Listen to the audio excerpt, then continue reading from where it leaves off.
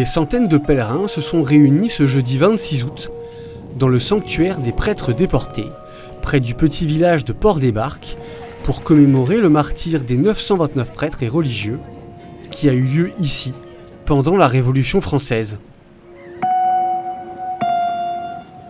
Pour les nombreux pèlerins, la mémoire de ces prêtres ne doit pas être oubliée dans l'histoire.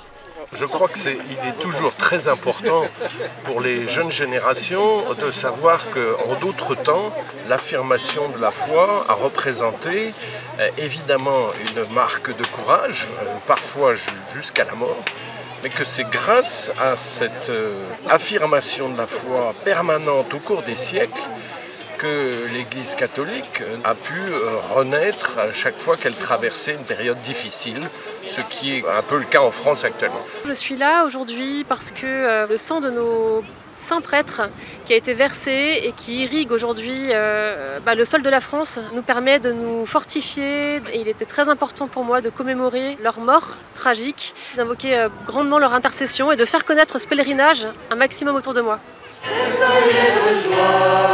Tressaillez de joie, car vos noms sont inscrits dans le cœur. À midi, une messe solennelle a eu lieu au sanctuaire, présidée par Monseigneur Aupetit, archevêque de Paris, et Monseigneur Georges Collomb, évêque de La Rochelle et Saintes, et en présence de nombreux prêtres et clergés venus de toute la France.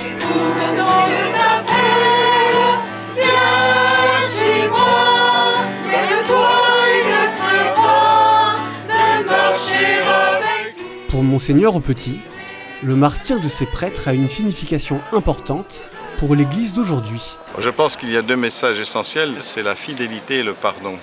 La fidélité parce que c'est des gens qui ont été capables de manifester l'amour qu'ils avaient de l'Église, de leurs fidèles et bien sûr du Seigneur jusqu'au bout. Et le deuxième message, c'est le pardon. Et je pense qu'ici, notre pays veut se réunifier, il faut retrouver ce sens du pardon. Vous savez, pendant longtemps, ce pèlerinage a été...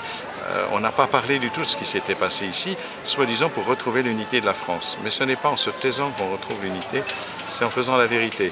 Mais la vérité qui doit conduire au pardon, c'est ça, c'est pas la vengeance, c'est le pardon. Et le pardon, c'est ce qui permet de donner par-dessus un surcroît d'amour là où il y a eu un surcroît de mal.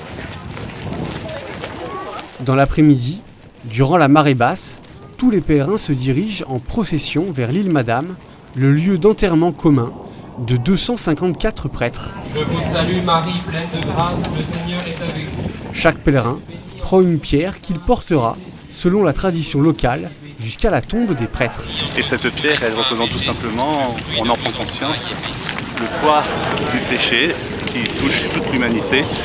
Et elle va être déposée sur le signe d'espérance qui vraiment repousse tout péché, à savoir le Christ.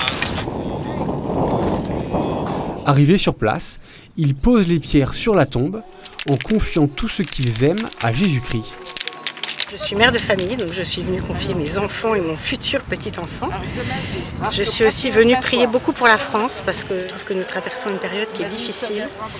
Et je trouve que voilà, j'avais à cœur de confier en fait notre pays à des prêtres qui ont connu une autre tourmente, grave aussi, de notre pays.